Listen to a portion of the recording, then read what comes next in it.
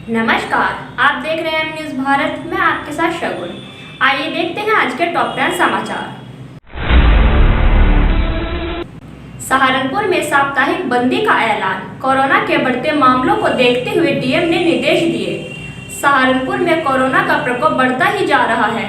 प्रतिदिन कोरोना के नए मामले सामने आ रहे हैं। कोरोना संक्रमितों की संख्या में इजाफा न हो, इसके लिए जिला प्रशासन ने साप्ताहिक बंदी के निर्देश जारी किए हैं। वहीं कोरोना के प्रति सतर्कता बरतने की लोगों से अपील की जा रही है।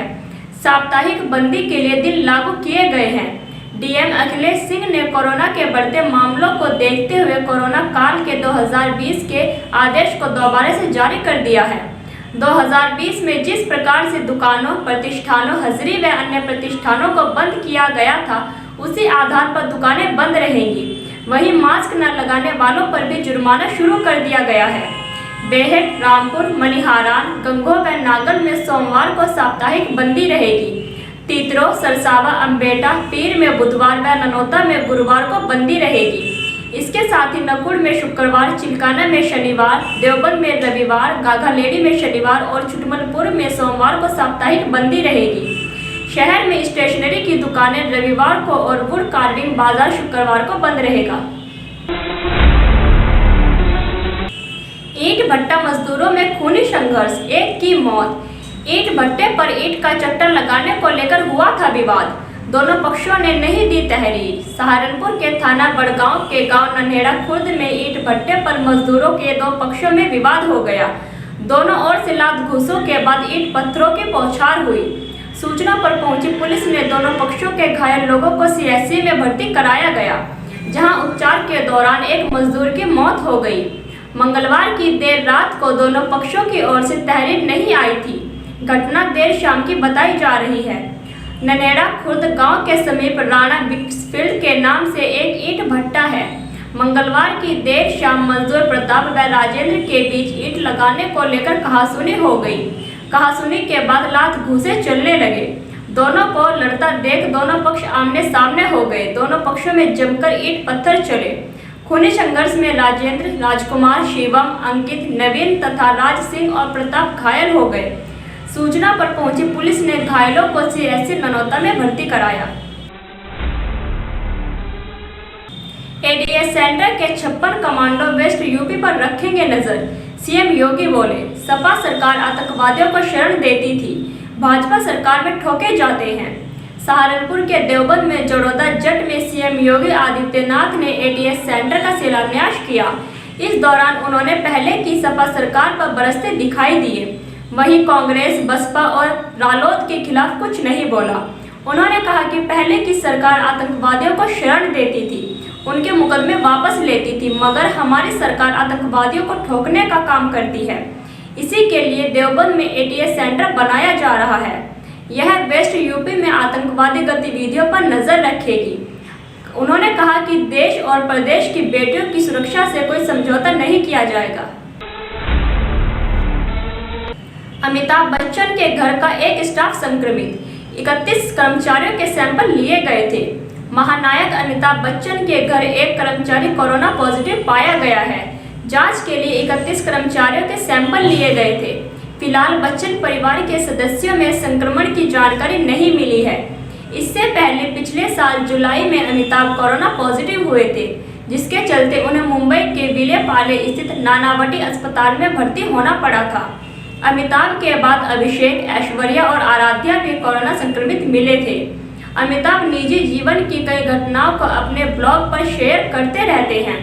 मंगलवार की देर रात अपने ब्लॉग में उन्होंने कहा कि वे घर में कोविड के हालात से गुजर रहे हैं और फैंस के बाद में जुड़ेंगे। इस पोस्ट की वजह से बच्चन परिवार में संक्रमण को लेकर कई तरह की आशंका जताई जा रही है। नहीं रही महाराष्ट्र की मदर टेरेसा। पद्मश्री सिंधुताई सपकाल की 73 साल की उम्र में पुणे में निधन। इनके थे 1500 बच्चे, 150 बहुएं और 300 से ज्यादा दामाद। महाराष्ट्र की मदर टेरेसा के रूप में फेमस पद्मश्री सिंधुताई सपकाल का मंगलवार रात पुणे में निधन हो गया। 73 वर्षीय सिंधुताई सेप्टिसीमिया से पीड़ित थी और पिछले 1.5 महीने से उनका इलाज पुणे में गैलेक्सी हॉस्पिटल में जारी था। पिछले साल उन्हें पद्मश्री से सम्मानित किया गया था।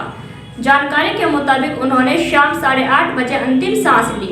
कल पुणे में पूरे राजकीय सम्मान के साथ उनका अंतिम संस्कार किया जाएगा। हॉस्पिटल की ओर से जल्द ही एक आधिकारिक बयान भी जारी होगा। बेघर बच्चों की देखरेख करने वाली सिंधुताई के लिए कहा जाता है कि इनके 1500 बच्चे, 150 से ज़्यादा बहुएं और 300 से ज़्यादा दामाद हैं। सिंधुताई ने अपनी जिंदगी अनाथ बच्चों की सेवा में गुजार दी। उनका पेट भरने के लिए कभी ट्रेनों में भीख मांगी। अनाथ बच्चों का पेट भरने के लिए उन्होंने सड़कों पर भीख तक मांगी। पद्मश्री पुरस्कार मिलने पर सिंधुताई ने कहा कि यह पुरस्कार मेरे सहयोगियों और मेरे बच्चों का है। उन्होंने लोगों से अनाथ बच्चों को अपनाने की अपील की है। बुलीपाई ऐप केस की मास्टरमाइंड 18 साल की लड़की। मुंबई पुलिस ने उत्तराखंड के रुद्रपुर से पकड़ी आरोपी। बेंगलुरु से पकड़ा गया इंजीनियर कोर्ट में रिमांड पर सौंपा। बुलीपाई ऐप पर मुस्लिम महिलाओं की बोली लगाने वाली मास्टरमाइंड महज 18 साल की लड़की निकली है। मुंबई पुलिस ने आरोपी श्वेता सिंह को उत्तराखंड के रुद्रपुर से अरेस्ट किया है। उत्तराखंड पुलिस हेडक्वार्टर ने बताया कि श्वेता को गिरफ्तार करने वाली मुंबई पुलिस की टीम फिलहाल रुद्रपुर में ट्रांजिट रिमांड पर लेने की प्रक्रिया पूरी कर रही है। ट्रांजिट रिमांड मिलने के बाद बुधवार को उसे मुंबई लाया जाएगा। उधर इस मामले में बेंगलुरु से गिरफ्तार 21 साल के सॉफ्टवेयर इंजीनियर विशाल झा को मुंबई के बांद्रा मेट्रोपॉलिटन कोर्ट में पेश किया गया है।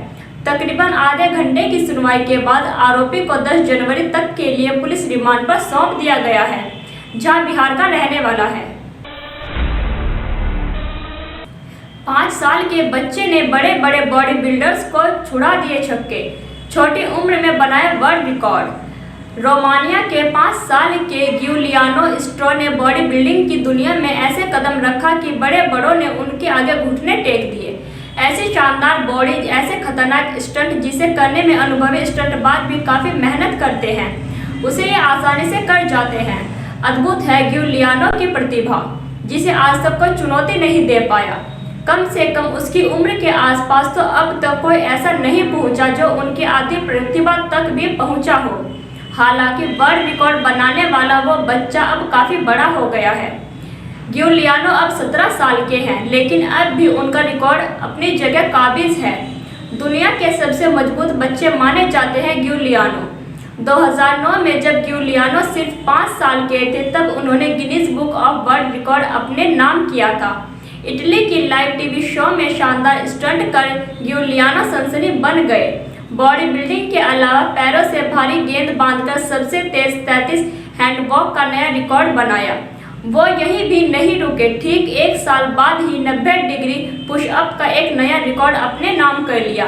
नन्ही उम्र में इतने बड़े कमाल करने वाला जज्बा गिउलियानो ने अपने पिता से मिला।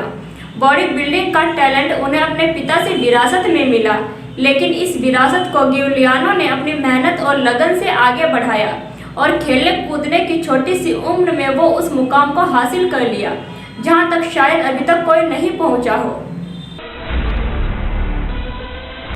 पहले दिन फुल रिहर्सल फेल। स्वास्थ्य अधिकारी ऑक्सीजन प्लांट का निरीक्षण कर लौटे। 4 जनवरी को फुल रिहर्सल करेंगे। यूपी में कोरोना संक्रमितों की संख्या में लगातार इजाफा हो रहा है। जिस प्रकार से कोरोना के संक्रमितों की संख्या बढ़ रही है, इसे संभावित तौर पर कोरोना की तीसरी लहर माना जा रहा है, जिसको देखते हुए शासन, प्रशासन और अपनी तैयारियों को परखने का काम कर रहा है।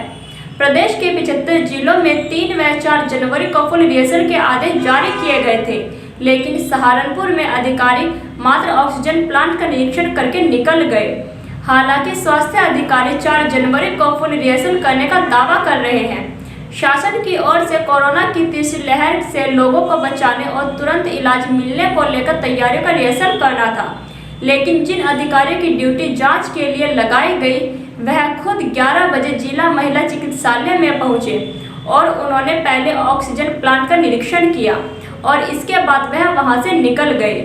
सीएम योगी देवबंद में आ रहे हैं, इसका हवाला देते हुए कहा कि वह तैयारियों में जुटे हैं। हालांकि 4 जनवरी को फुल रिहर्सल करने का दावा किया जा रहा था। झारखंड में भीषण सड़क हादसा, 15 की मौत। बस से भिड़ा गैस सिलेंडर से लदा ट्रक। सड़क पर बिखर गए यात्रियों के शव। झारखंड के पाकुड़ में बुधवार सुबह एक भीषण सड़क हादसे में 15 लोगों की मौत हो गई। साहिबगंज में दुमका जा रही बस लिट्टीपाड़ा अमड़ापाड़ा रोड पर परेड कोला के पास गैस सिलेंडरों से लदे ट्रक से टकरा गई। बस में 40 से ज्यादा लोगों के सवार होने की जानकारी मिली है। इसमें करीब 20 लोग घायल हुए हैं। पाकुड़ एसपी एचपी जनार्दन ने कहा कि अब तक 15 शव बरामद किए जा चुके हैं। बस के अंदर से लोगों को निकालने का काम अब तक जारी है। टक्कर इतनी जोरदार थी कि दोनों ही गाड़ियों के फरकच्चे उड़ गए। कई लोग बस के बाहर आकर गिर गए। बस में बैठे लोग कई लोग अंदर ही फंस गए। बस की बॉडी काटकर लोगों को बाहर निकाला जा रहा है। बताया जा रहा है कि बस का ड्राइवर अब तक जिंदा है, वह बस में ही फंसा हुआ है। स्थानीय लोगों ने बताया कि दुर्घटना में मरने वाले लोगों की संख्या बढ़ने की आशंका है। किसानों ने पीएम मोदी की रैली का विरोध टाला। 15 मार्च को किसान नेताओं से मिलेंगे प्रधानमंत्री। 15 जनवरी से पहले बनेगी एमएसपी कमेटी। पंजाब ने किसानों ने फिरोजपुर में प्रधानमंत्री नरेंद्र मोदी की रैली का विरोध टाल दिया है। इस संबंध में मंगलवार रात को किसान नेताओं की केंद्रीय मंत्री गजेंद्र शेखावत से मीटिंग हुई, जिसमें फैसला हुआ कि 15 मार्च को प्रधानमंत्री नरेंद्र मोदी किसानों से मिलेंगे। यह मुलाकात दिल्ली स्थित विज्ञान भवन में होगी। इसके अलावा 15 जनवरी से पहले एमएसपी पर कानूनी गारंटी वाली कमेटी बना दी जाएगी। किसानों को यह भी भरोसा दिया गया कि आंदोलन के दौरान पंजाब, हरियाणा और उत्तर प्रदेश में दर्ज हुए केस 31 जनवरी तक वापस लिए जाएंगे। फिरोजपुर में भाजपा के पंजाब चुनाव प्रभारी गजेंद्र शेखावत के साथ किसान मजदूर संघर्ष कमेटी के राज्य प्रधान सतनाम सिंह पन्नू की मीटिंग हुई, जिसके बाद यह फैसला लिया गया। किसान मजदूर संघर्ष कमेटी के नेता सरवण सिंह पंधेर ने कहा कि केंद्रीय मंत्री गजेंद्र शेखावत से कई दौर की मीटिंग के बाद यह तय हुआ कि फिलहाल किसान फिरोजपुर में बैठे हैं। हम विरोध नहीं करेंगे, लेकिन केंद्र से अभी हमें लेटर का इंतजार है। ब्रेकिंग न्यूज़ के लिए बने रहिए एम न्यूज़ भारत के साथ।